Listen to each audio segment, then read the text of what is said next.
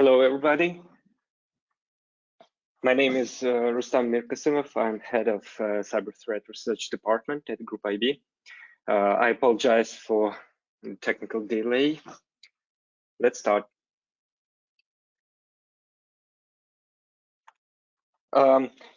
First of all, I would like to announce that in October this year, we're going to open office in Amsterdam, and this opening will help us to better understand European business problems and will significantly increase response of our services for European business, and it will help us to better communicate with European law enforcement.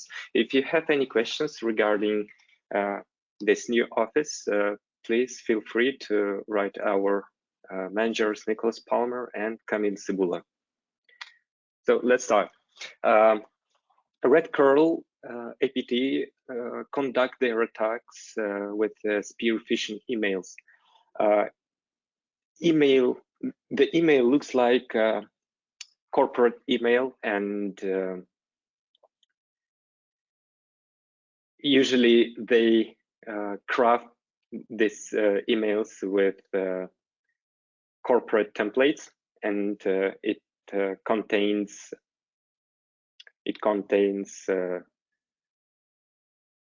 the text. In the footer, we can find address of organization and its logo. So exactly the same template we have in Group IB, and I think a lot of other organizations use this template in their corporate emails, and criminals don't attach any executable file or any other file into their emails. They just put link to file and text of this link. It contains path to a real corporate domain. However, actually this link point to file on Dropbox cloud.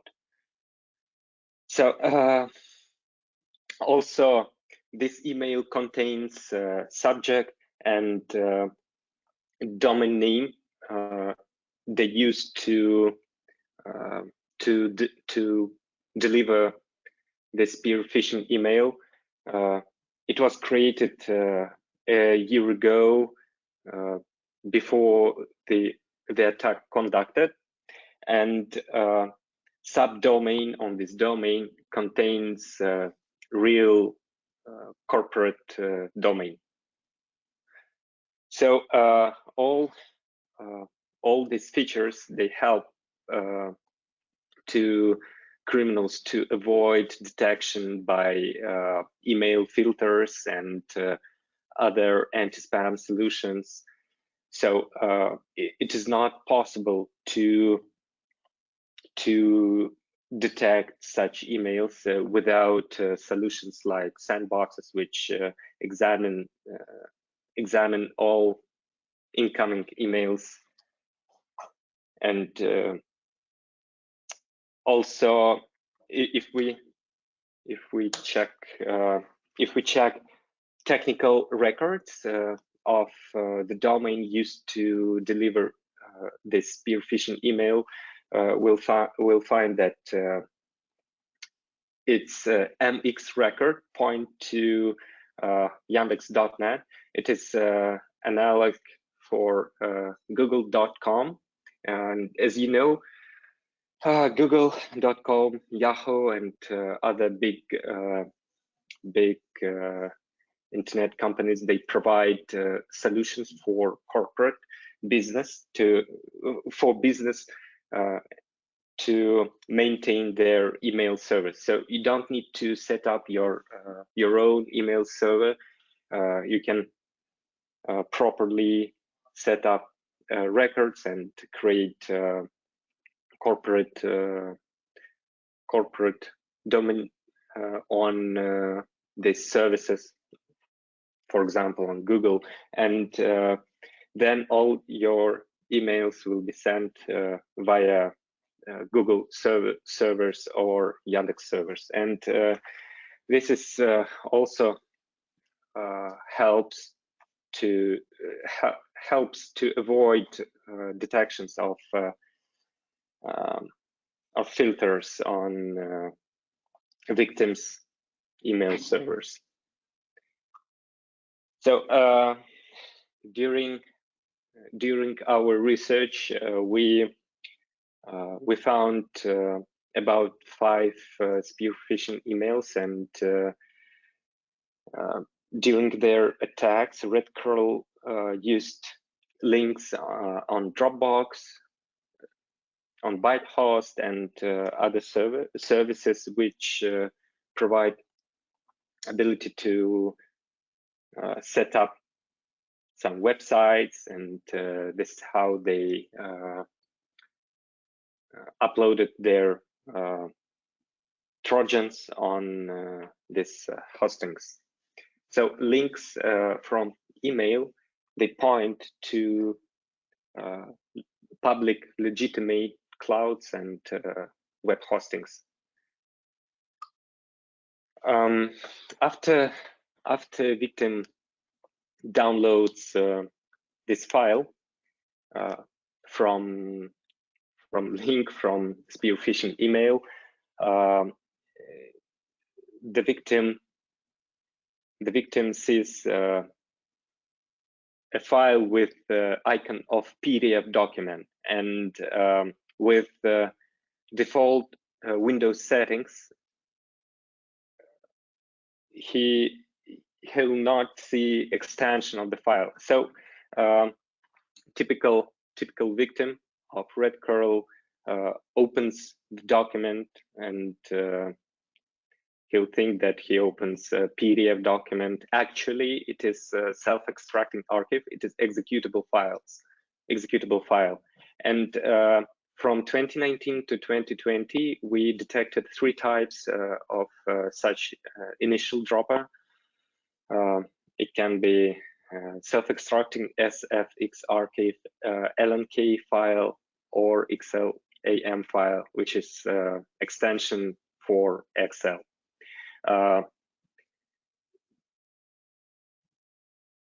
The behavior of these 3 types exactly the same. They after being executed, they show a decoy document which was created by victims' organization, and then they launch RedCurl.Dropper. So SFX archive is a simple portable executable file. It has signature at the start of 2 bytes, 4D, 5E, or MZ characters.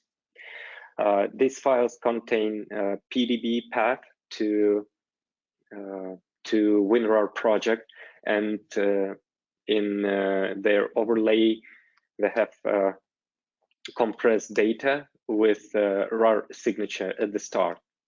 If you open these files with WinRAR utility, you can examine the content, and here you can see example of such file from the real attack.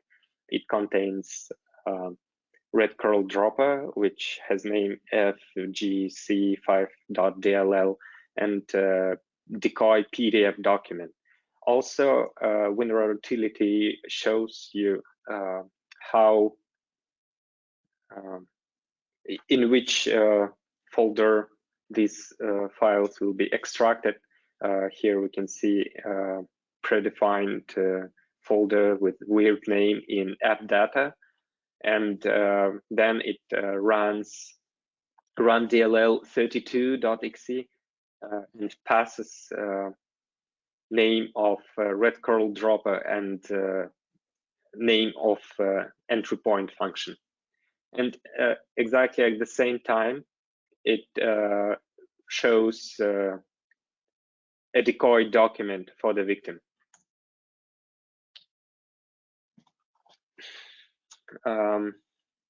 Typical content of InitialDropper is bat file, which is a script for command shell, VBS script, dynamic library, which is RedCurl.Dropper, and PDF document. When a victim opens this InitialDropper, a decoy document will be shown to the victim, and at the same time, VBS script inside from this archive will be launched by wscript.exe utility. The VBS script executes the bad scenario inside with help of CMD utility, and CMD launches PowerShell interpreter and passes base 64 encoded string to it. So here on the slide, in the footer, you can see example of decoded PowerShell script. It calls run-dll32 utility and passes name of RedCurl.Dropper and entry point and name of entry point function. So it should be noted that decoy documents in InitialDropper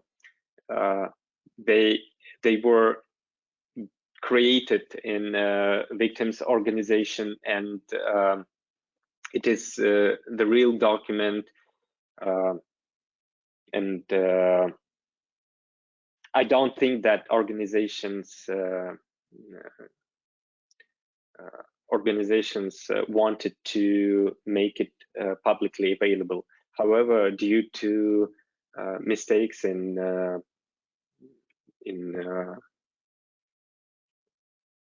privileges and in access settings for this file, it was indexed by search engines like Google, and this is how the attacker was able to find this file and use it in targeted attacks. So typical victim's mistake is when security officers of targeted organization find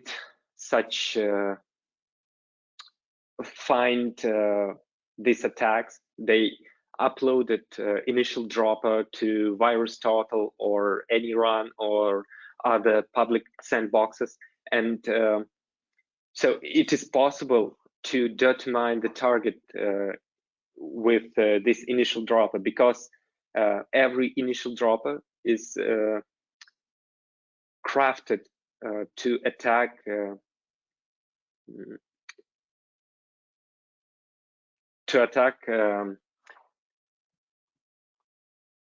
the organization. And if you find this decoy document inside InitialDropper, you can try to search its name in Google and find which organization was attacked. Also, if someone extracts credentials from RedCurl Trojan, he will be able to log into cloud and restore all exfiltrated documents and other information like timestamps of connections and so on. So this practice may lead to information leakages. I really don't recommend to upload samples which were used to attack your organizations to VirusTotal and any other public sandboxes, because someone can find something from your organization, and it is not good. The presence of the sample on public services means that the attack was found by victims' security officers, but actually it doesn't mean that the attack was failed, because in some cases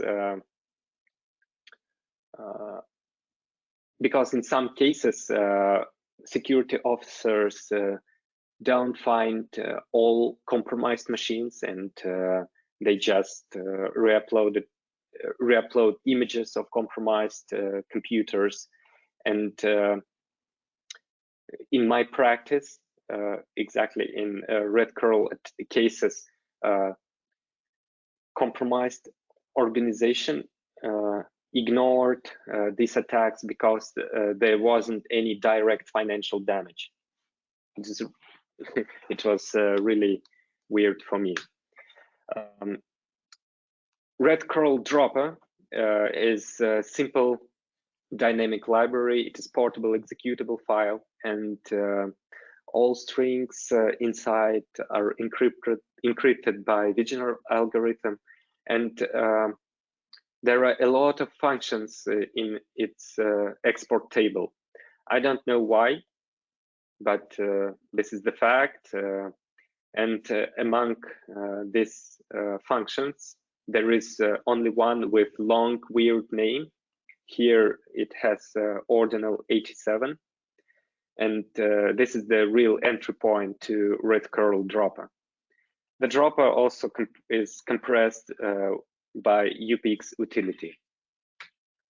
So after being executed, RedCurl.Dropper creates tasks to make first stage agent persistent, and it creates 3 tasks with help of consequently calls to CMD utility, as CH tasks utility, and every hour these tasks run wscript.exe utility, and this wscript program runs VBS script. After that, it creates folder in local app data and another directory, and then it extracts cab archive to create a folder. So to extract cab archive, it calls cmd.exe, then expand.exe.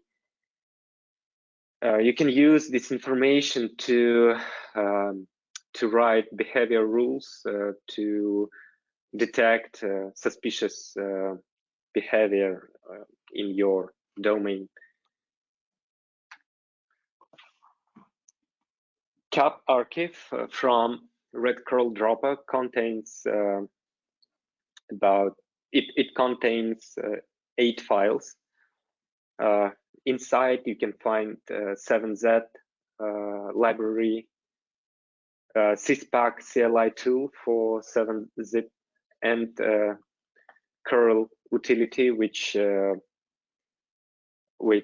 helps to make HTTP requests.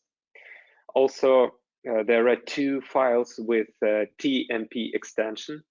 They are 7Z archive with which are encrypted with this pass.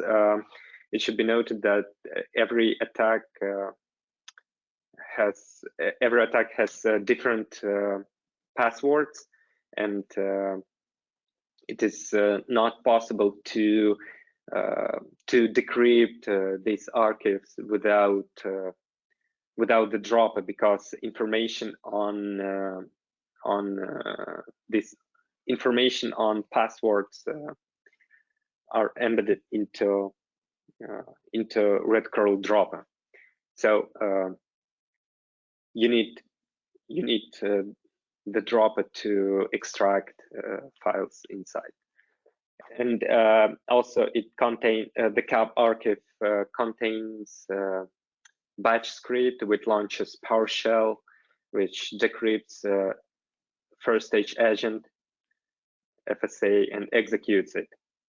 And one VBS script, which was pointed here in, which was mentioned here in persistent stage.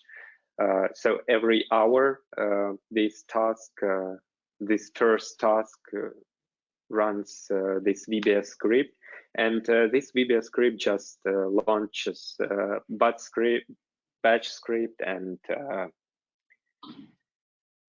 also the cap archive contains one file without any extension, and actually it is encrypted FSA Trojan. So generally, the whole infection chain looks like it starts with spear-phishing email with a link inside. Then with help of file from this link, InitialDropper is launched, and it shows Decoy document to the victim, and InitialDropper extracts and runs second dropper, and this dropper extracts FSA and its modulus, which are named channel 1 and channel 2, or just C1 or C2, and makes them persistent. So let's look closer into FSA Trojan. FSA is launched by bat script from the cap archive, and this command shell script contains a lot of garbage inside, but we need only the line 9 here on the screenshot. It calls PowerShell and passes base 64 encoded string, very long string to it. And here in the footer, this is decoded string. As you can see, it contains a key, and the main purpose of this file is to get content of the file from the cap archive without extension, decrypt it using the key from the first line, and then execute it via PowerShell. So this is how encrypted FSA Trojan looks like. And after decryption, you'll find another key, another decryption key, decryption routine, credentials for a cloud, which is used to retrieve commands and to exfiltrate data, and paths to channel 1 model and channel 2 model, and also lines from 24 to 27. It is a code to retrieve proxy settings used on compromised machine. Also, at every start, the FSA Trojan checks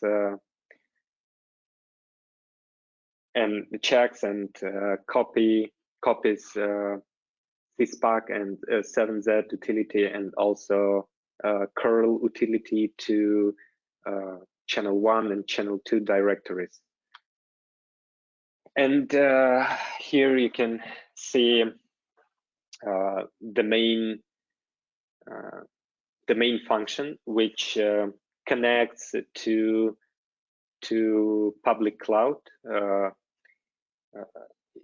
Here it is box.com public cloud. The FSA Trojan use curl utility to make to make HTTP requests to this cloud, it checks computer name .gpg file in sys directory, and actually this file is used to store timestamps of every connection, and then the Trojan tries to download cmd.txt file from enc folder, and it tries to decrypt it using this decryption function, and then pass it to command shell and execute it like the common script.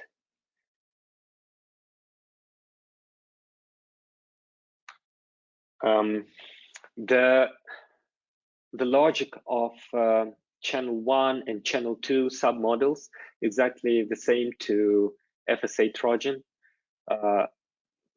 but channel 1 and first stage agent, they use curl utility to communicate with clouds, but channel 2 mounts cloud as network drive, and then it works with files on this cloud as local files. To mount the cloud and interact it with via WebDAV protocol, it executes net use command. So this is typical content of cloud used by RedCurl to communicate with compromised machines. There are only two folders there, enc and sys. Enc folder contains cmd.txt file, which is encrypted command, and sys folder contains files with GPG extensions. However, they just txt files, and this is example of this GPG file. It contains, every line contains name of compromised user, the date, and the timestamp when FSA Trojan connected to cloud and tried to retrieve command. And cmd.txt is encrypted command for FSA. If you decrypt it, you'll find such command. It contains the problem for operators is that all compromised machines all compromised machines check only one file, cmd.txt, so they can't send command for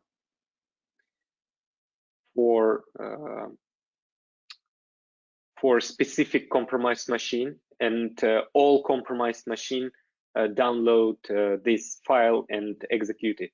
So to limit machines which should execute this command, they insert four first lines. It enumerate names of computant, and every compromised machine at the start of command executing checks its name, and if it equals to PC variable, then it continues.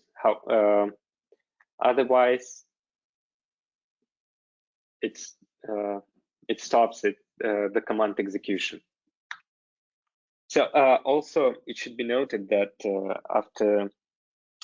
after every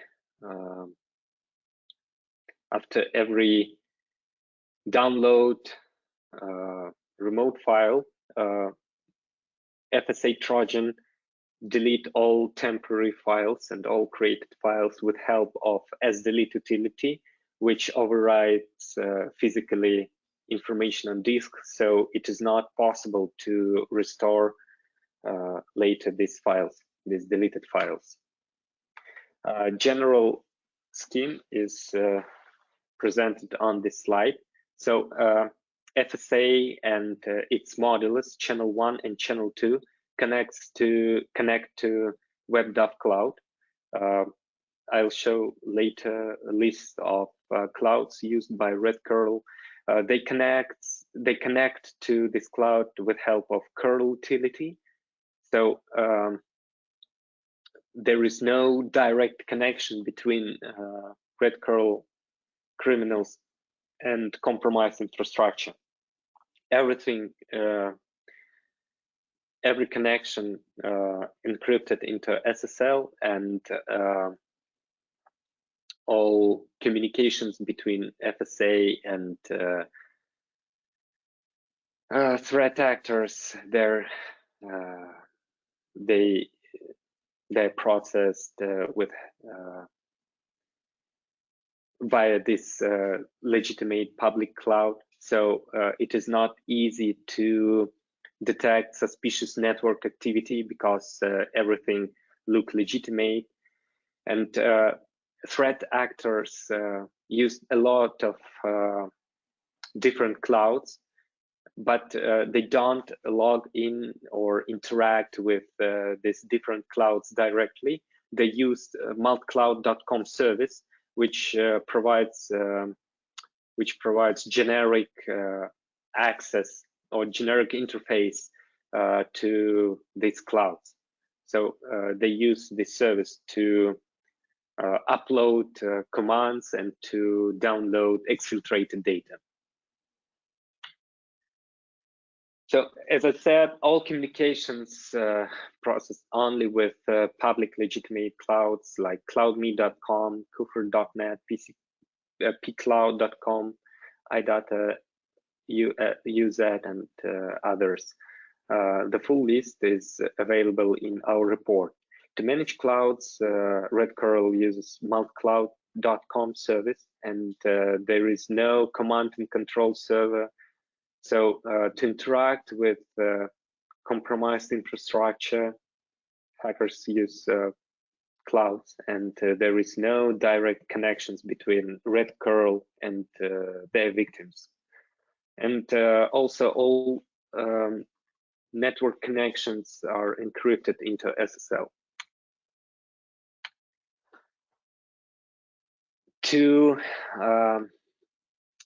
To collect,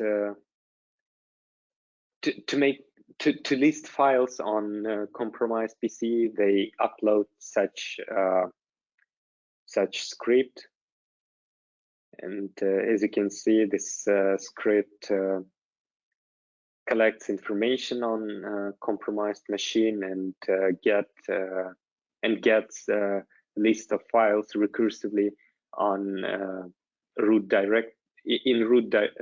disks. Also, to enumerate computers in domain, the RedCurl use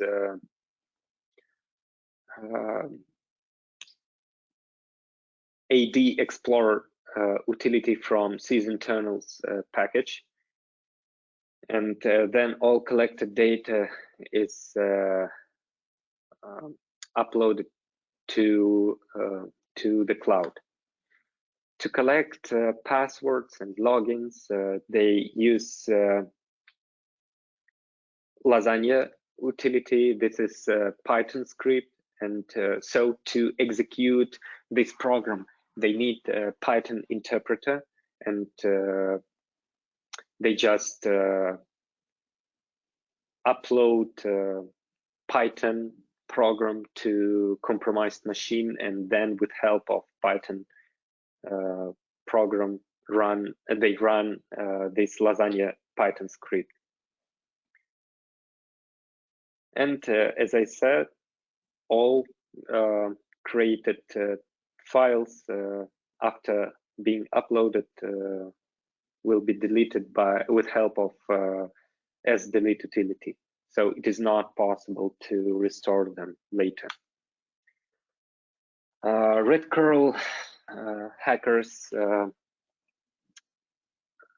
exfiltrate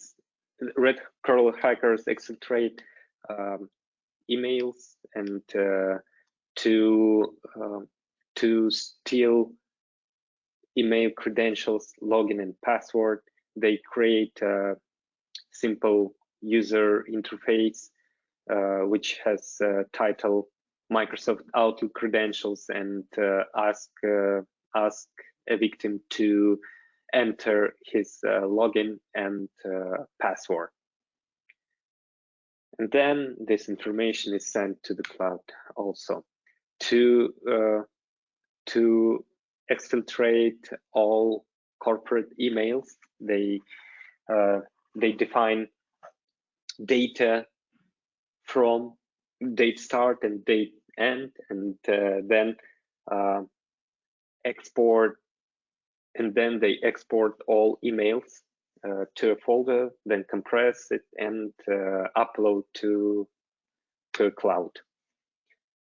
Also, they exfiltrate all contact lists from emails and use this contact list later for next rounds of spear-phishing campaign.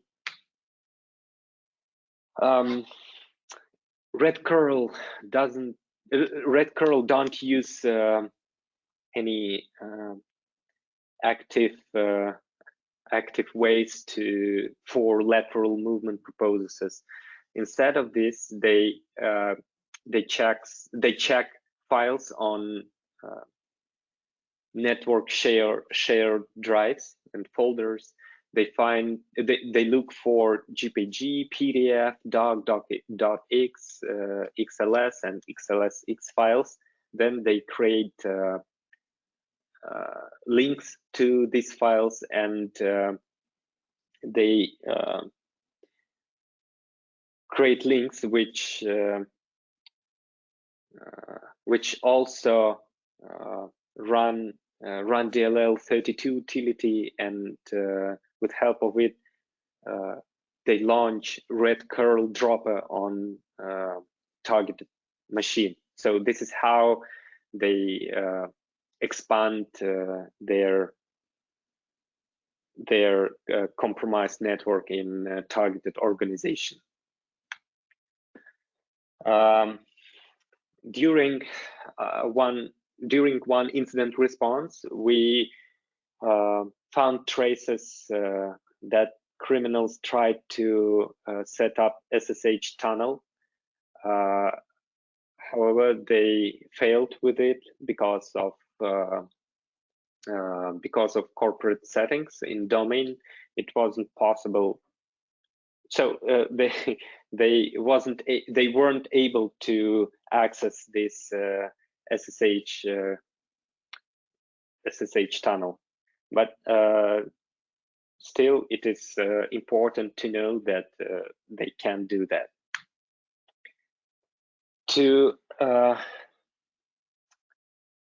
During our research, we found a lot of targeted organizations in 6 countries, and I can't limit type of data they are interested, and so it depends on targeted organization. So, for example, if they attack retailers, they try to exfiltrate purchasing data. They also very interested in employee profiles and results of polygraphic analysis and so on. When they attacked law and consulting firms, they exfiltrated documents on investigation cases, and before being exfiltrated, files are encrypted by 7Z utility and CISPAC, and then they are uploaded to a cloud. So I made one mistake in our report. We wrote that RedCurl attacked travel agencies. It was a mistake. Actually, they attacked retailers, law and consulting firms, heavy industry, insurance companies, banks, and construction companies. We detected attack in Russia, in Canada, in the United Kingdom, Germany, Ukraine, and Norway. So how to hunt on RedCurl's activity? If we there isn't one universal way to find their samples. At Group IB, we use YARA rules and behavior rules, and as I said, it is not easy to detect RedCurl's activity in compromised infrastructure because the Trojan, FSA Trojan, connects only to public clouds, and so it is possible to check all connections to such clouds used by RedCurl, and then examine if these connections are legitimate or not. To detect such communications, you can use these two suricata rules, and just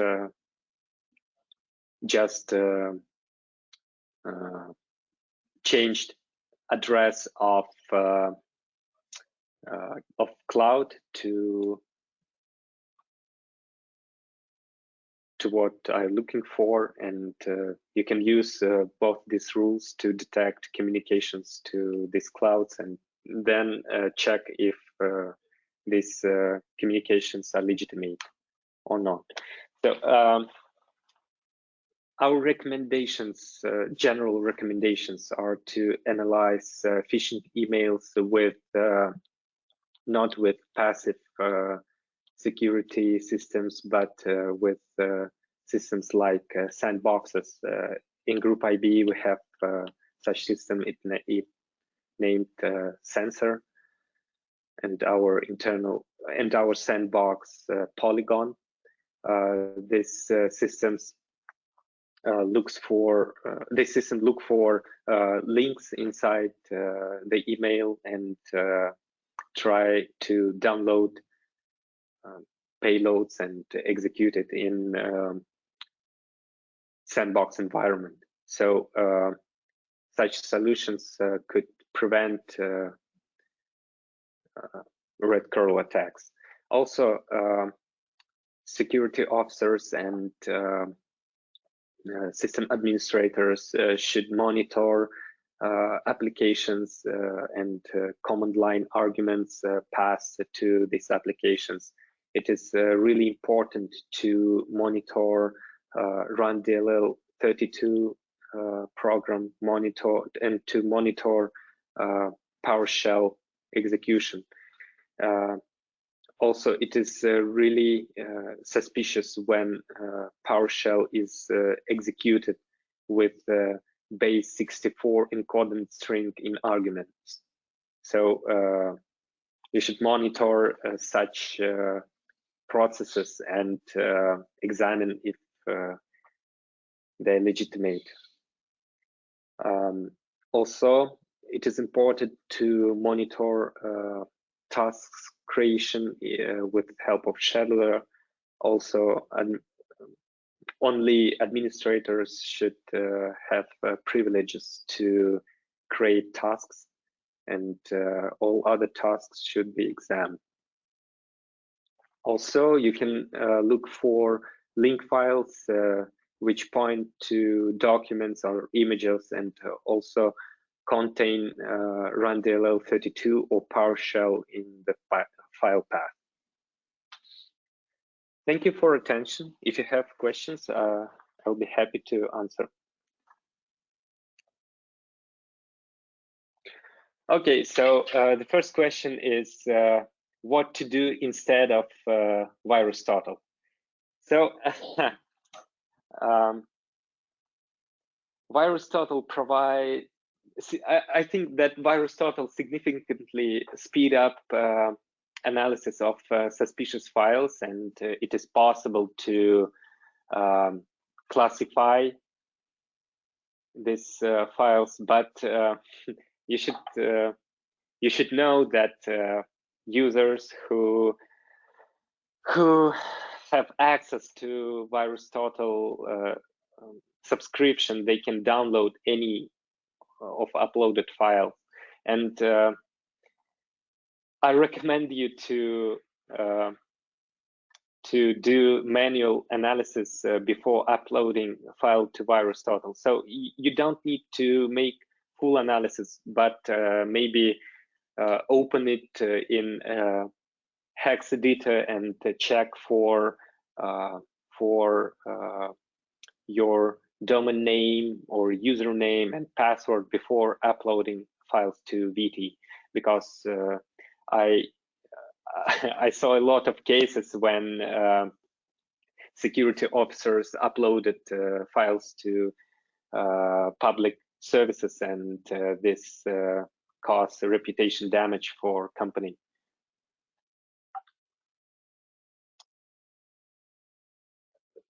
Would the slides be shared with us? Yes, I think in 2 days. In 2 days, we'll send a record of the webinar. Is UPX payload downloaded via HTTP?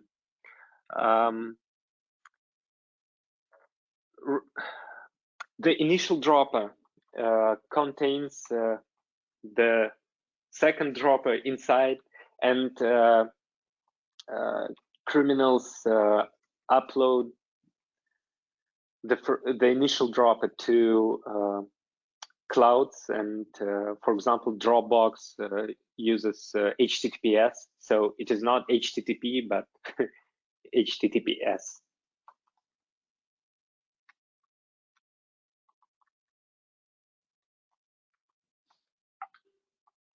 Okay, I don't see any other questions, and if you have questions, feel free to write us, download our report, read it, and I'll be happy to answer your future questions. Thank you for your attention. Bye.